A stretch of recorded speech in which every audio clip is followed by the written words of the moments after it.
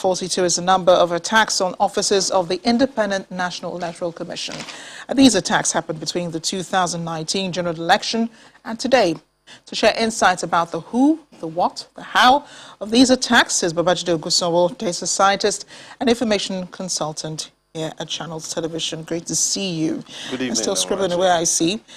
So, shall we begin? You ready? So, we've seen attacks on the school, on a politician, on government-owned assets, on INEC. Are there new facts about what's going on? Yes, there are new facts, but there are facts. We've seen fake news, we've seen good news, we've seen bad news. I'd like to start with clarifying one fake news that really came out this week, and there was something that went viral that described Nigeria as a failed state. That is fake news. And that's because according to the Fragile States Index, which looks at the fragility of 179 countries, that report does not classify Nigeria as a failed state. Within that report, that looks at 179 countries, that report also looks at the state of fragility across all the 54 countries in Africa, and the report shows that every country in Africa has a yellow light, a warning signal, excluding Botswana. So in summary, there are good governance and development challenges in every state in Africa, and Nigeria is not excluded. That is the fact. Nigeria is not a failed state. But what is the truth? The truth is, 4.5 dozen years ago, exactly on this day, Biafra was proclaimed. And so we see a lot of agitation based on groups that say they've been treated unfairly, they've been marginalized, and they are calling for all sort of divisions and divisive politics. That is what we see as the situation today. There are lots of fake news, which is Nigeria as a failed state. That is fake news. Good governance and development challenges in Africa. That is the truth. Bad news. We've seen 41 attacks today, making 42 on INEC facilities. And later tonight, we'll look at exactly why these attacks have happened, what insights and what does INEC need to know about the patterns of these attacks. What's the good news today? Now, the good news is that the elections are coming in another 6 months in Anambra State. And if we take a look at the sort of elections that have taken place even before Anambra, and if we focus on pre-election facts, we've seen elections happen in Kogi, we've seen elections happen in Bayelsa, we've seen elections happen in Edo State and Ondo State. All the governorship elections that INEC has conducted, none of these governorship elections has taken place in the Southeast. In November, the first governorship election post the 2019 governorship election will happen in the Southeast. That is some good news. In Ekiti next year, we'll see an election in July, and in Osun, governorship elections expected in September. Well, I'd like to also focus a bit on what exactly should we expect from Anambra, and then we'll look at the trends and patterns of attacks on INEC's offices. Yeah, because given the rate at which, these attacks are going, what are you seeing? How the elections will be conducted? Peacefully, or do we have reason to worry? There's some reason to worry, especially with elections coming up in Anambra. The first is Anambra is the most populated state in the Southeast. The second is unemployment and underemployment and youths that have nothing to do is among the highest rates in the Southeast. 1.3 million young Nigerians living in Anambra State are either unemployed or underemployed. Prior to the severity of attacks that we've seen, the last governorship election that happened in Anambra State, we saw a significantly low voter turnout. And even then, we didn't see this sort of violence. The last governorship election, 26% of those, only 26% of those that were eligible, that registered to vote, turned out on election day to vote.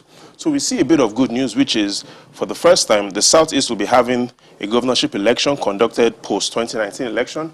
Bad news, high underemployment, unemployment, and those that have nothing to do.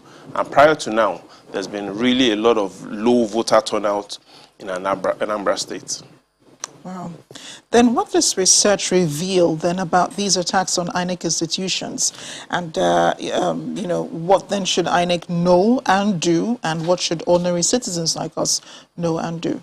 And that's where I want us to place a bit of emphasis on tonight, really understanding the patterns that INEC revealed, that number of attacks that happened between February 2019 and the 24th of May this year. 41 attacks tonight, 42. So let's focus on 41.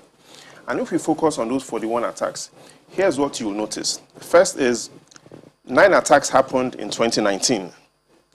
21 attacks happened in 2020, and we are yet to get to the we're just yet to get to the middle of this year, and we've already seen 11 attacks. I repeat, in 2019, 9 attacks on INEC offices, 2020, 21 attacks, 2021, 11 attacks so far. That is the first fact Nigerians need to know.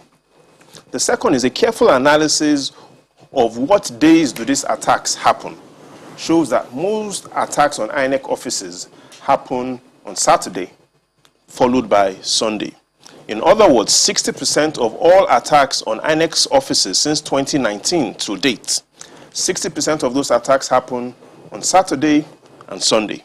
So there is a pattern. There is a pattern. No attack has happened on an INEC office on a Monday.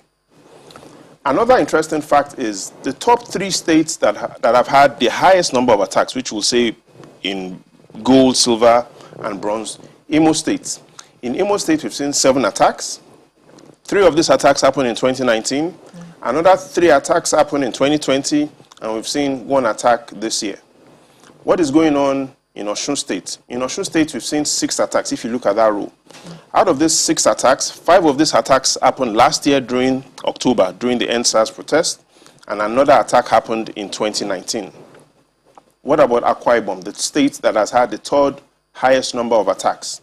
In Akwa Ibom, some sort of relative good news compared to Imo and Osun, and that's because for Akwa Ibom's 5 attacks, 4 of these attacks happened in 2019, and only 1 attack has happened this year.